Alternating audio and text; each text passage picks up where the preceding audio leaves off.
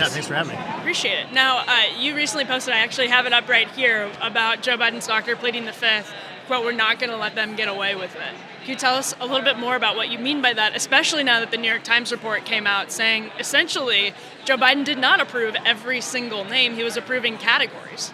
Yeah, Chair Comer's been very active on this issue and bringing these individuals in. And the good thing about bringing these people in and putting them under oath and doing a deposition is you can start asking these questions. And if you have people like that who clearly, if you can't answer a question directly that is asking you, were you told by somebody in the White House to lie about President Biden? You claim the fifth on that. There's obviously a much deeper issue.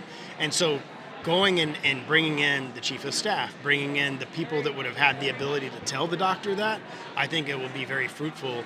It takes time to do that, but I think bringing them in a deposition, putting them under oath, and asking those tough questions will produce results. I mean, we all know that he obviously had some significant cognitive issues, and there were other people in the White House. I'd go back to the district and people would be like, so who's really running the White House when Joe Biden was president? So the American people know that something was going on, but we need to get to the bottom of what that is. And so that, and if those pardons and other things were done without his knowledge and or consent because of the Autopen, those are fraudulently obtained documents. There's criminal penalties that come with that, and those things that would be found that violate that wouldn't be effective because they were procured by fraud. So what's the next step in this investigation? What does that look like So with I'm the not doctor? on oversight, but Comer's going to continue to bring people in, subpoenaing them. If they fail to come in on a subpoena, there's criminal penalties for that as well. So I feel pretty confident about Chair Comer and bringing this and getting to the bottom of the issue. Democrat Marie Gluesenkamp-Perez has a bill that would require Congress essentially to set up a process to determine whether or not it's a breach of ethics if a member is not fit for office. Interesting bill. Do you think there's room for a measure like that? Or a member, I'm sorry, not a president. If a member is not fit for office, is there room for Congress to be policing itself in that way? So what do you we already think? have in our rules that are governed by the Constitution, a House member can be removed by 2/3 of the House. So regardless of the issue, whatever the issue is, we saw that with Santos. So there's been precedent for this happening. So I don't believe that specific bill would be necessary because the Constitution kind of touches that issue.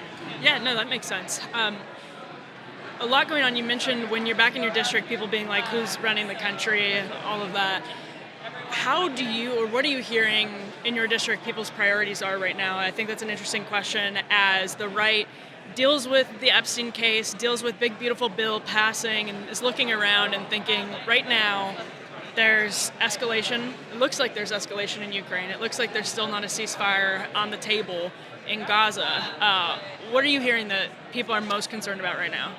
I mean, everybody's very happy that the big, beautiful bill passed. I mean, I was actually surprised because there was provisions in there I didn't like increasing the SALT deduction for northeastern states that have high taxes. We don't have high taxes in Florida. We don't even have an income tax in Florida. So it's hard for a Floridian to vote for that. But if you look at all the big positive issues that were in the bill, like the border protection, like lowering taxes, making the Tax Cuts and Jobs Act permanent, there is a lot of really great things in there to celebrate. I think it'll go down as one of the most historic pieces of legislation in history. So that's been a lot of the input from people as I go about the district has been they're happy that passed.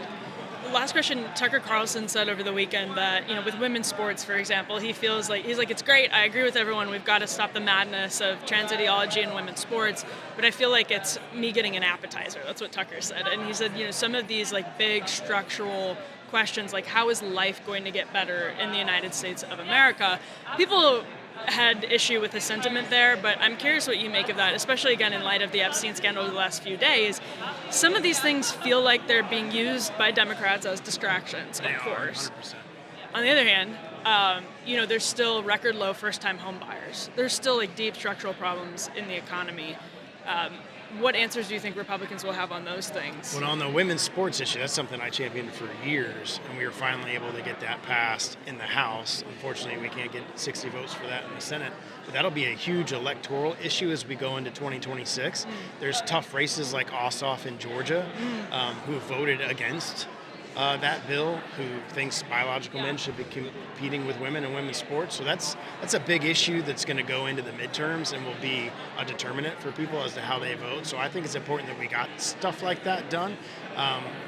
The reason why we did the big beautiful bill so early was so to answer your question on the economic issues. Americans are going to be seeing the impacts of that in the next 4 to 6 months. So as we go into 2026, you're going to be seeing people that work at a restaurant are going to be seeing they're not getting taxed on their tips. People that work in manufacturing are going to see that there's lower taxes on manufacturing. Our elderly who are on Social Security get a $6,000 tax credit. They're going to start seeing the ramifications of that in this year. So early next year when they're doing their taxes, and you have seniors that are getting a $6,000 tax credit if they're on Social Security, that's huge. And that's going to impact the economy, and that's going to impact the electorate because they're actually going to see the results of what President Trump campaigned on and what we delivered for in Congress. Congressman, thank you so much. Yeah, anytime. Appreciate it.